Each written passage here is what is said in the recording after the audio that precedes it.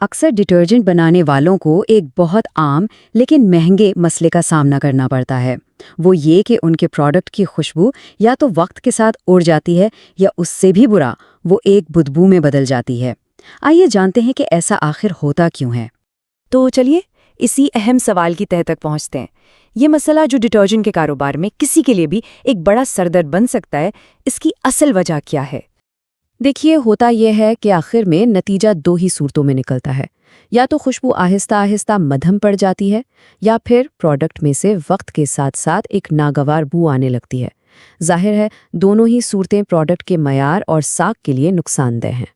اس مسئلے کی جڑ تک پہنچنے کے لیے ہم ایک بہت ہی سادہ 4 نکاتی چیک لسٹ پر بات کریں گے۔ اس سے بالکل واضح ہو جائے گا کہ اصل میں گڑبڑ کہاں ہو رہی ہے۔ اچھا، تو سب سے پہلی اور سب سے واضح چیز جو چیک کرنی ہے وہ ہے خود استعمال ہونے والا پرفیوم۔ کیا ایسا تو نہیں کہ بنیادی جز ہی ناقص کوالٹی کا ہو؟ اور اس کا حل بالکل سیدھا سا ہے۔ ہمیشہ کسی قابل بھروسہ سپلائر سے ہی اعلیٰ معیار کا پرفیوم لیں اور ان سے یہ تصدیق ضرور کریں کہ یہ پرفیوم واشنگ پاؤڈر کے فارمولا کے لیے موزوں ہے بھی یا نہیں۔ چلیے اب آتے ہیں دوسری ممکنہ وجہ پر۔ کبھی کبھار مسئلہ پرفیوم میں نہیں بلکہ فارمولے میں موجود دوسرے کیمیکلز میں ہوتا ہے، جو خوشبو پر ایک طرح سے حملہ کر دیتے ہیں۔ خاص طور پر ان حملہ آوروں میں 2 بڑے نام ہیں: سوڈیم ہائپوکلورائٹ اور ہائیڈروجن پروکسائڈ۔ یہ دونوں عام طور پر بلیچنگ ایجنٹس کے طور پر استعمال ہوتے ہیں۔ اب یہ کیمیکلز کرتے کیا ہیں؟ یہ صرف خوشبو کو دباتے نہیں بلکہ یہ اصل میں اسے کیمیائی طور پر توڑ دیتے ہیں، یعنی اسے تباہ کر دیتے ہیں۔ یہ آکسیڈائزنگ ایجنٹس پرفیوم کے مالیکیولز کے ساتھ ریئیکٹ کر کے اس کی خوشبو کو بالکل ختم کر دیتے ہیں۔ تو ان کیمیکل سے نمٹنے کے 2 ہی طریقے ہیں۔ سب سے بہتر تو یہ ہے کہ ان کا استعمال بالکل ہی چھوڑ دیں، لیکن اگر ان کا استعمال کرنا انتہائی ضروری ہو تو پھر بہت ہی کم مقدار میں کریں۔ تیسری وجہ تھوڑی سی پیچیدہ ہے۔ یہاں مسئلہ کسی باہر سے ڈالے گئے جز کا نہیں بلکہ خود ڈٹرجنٹ کے بنیادی کیمیائی ری ایکشن کا ہے، یعنی فارمولے کا توازن بگڑ جانا۔ تو یہ نامکمل ری ایکشن آخر ہوتا کیا ہے؟ اس کا سیدھا سا مطلب ہے کہ جب ایسڈ اور بیس کا ری ایکشن مکمل نہ ہو تو مکسچر میں یا تو کچھ فری ایسڈ بچ جاتا ہے جیسے سلفونک، یا پھر کچھ فری الکلی جیسے کاسٹک۔ اور اس کا نتیجہ بالکل صاف ہے۔ اگر ری ایکشن متوازن ہے تو خوشبو محفوظ رہتی ہے، لیکن اگر ری ایکشن ادھورا ہے تو وہ بچا ہوا ایسڈ یا الکلی سیدھا پرفیوم پر حملہ کر کے اسے خراب کر دیتا ہے اور خوشبو غیر مستحکم ہو جاتی ہے۔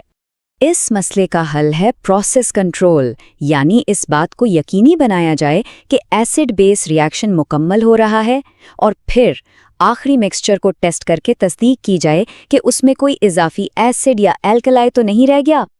اور اب آتے ہیں چوتھی اور آخری وجہ پر۔ یہ ایک ایسی چیز ہے جسے اکثر لوگ نظر انداز کر دیتے ہیں، اور وہ ہے سوپ نوڈلز کا استعمال، جو بو کا ایک غیر متوقع ذریعہ بن سکتے ہیں۔ مسئلہ یہ ہے کہ صابن کی اپنی ایک خاص مہک ہوتی ہے جو کہ چربی یا فیٹ کی ایک مخصوص بو ہے۔ جب یہ نوڈلز پروڈکٹ میں ڈالے جاتے ہیں تو یہ اپنی بو بھی ساتھ لے آتے ہیں۔ یہ ٹائم لائن دیکھیں کہ وقت کے ساتھ ہوتا کیا ہے۔ پہلے دن تو پرفیوم کی خوشبو ہی غالب رہتی ہے، لیکن پھر 2 سے 3 مہینے میں صابن کی بو آہستہ آہستہ پرفیوم پر حاوی ہونے لگتی ہے، اور 3 مہینے کے بعد صرف صابن کی ہی بنیادی مہک باقی رہ جاتی ہے۔ اس کا حل بالکل واضح ہے۔ واشنگ پاؤڈر میں رنگین دانوں کے طور پر سوپ نوڈلز کا استعمال بند کر دیں۔ ان کی جگہ سوڈیم سلفیٹ یا نمک سے بنے سادہ دانے استعمال کریں۔ مسئلہ حل ہو جائے گا۔ تو ان تمام نکات کو سمیٹتے ہوئے ہم ایک پائیدار حل کی طرف بڑھ سکتے ہیں، اور یہ حل ہے بہتر کوالٹی کنٹرول۔ یاد رکھیے، یہ صرف 4 چیک پوائنٹس ہیں۔ انہی پر توجہ دے کر خوشبو کے مسئلے کو ہمیشہ کے لیے ختم کیا جا سکتا ہے۔ تو یہ ہے وہ quality control check list. Number 1، perfume کا معیار، 2، کیمیکلز کا احتیاط سے استعمال، 3، ری ایکشن کا مکمل ہونا، اور 4، سوپ نوڈلز کا استعمال بالکل بند کرنا۔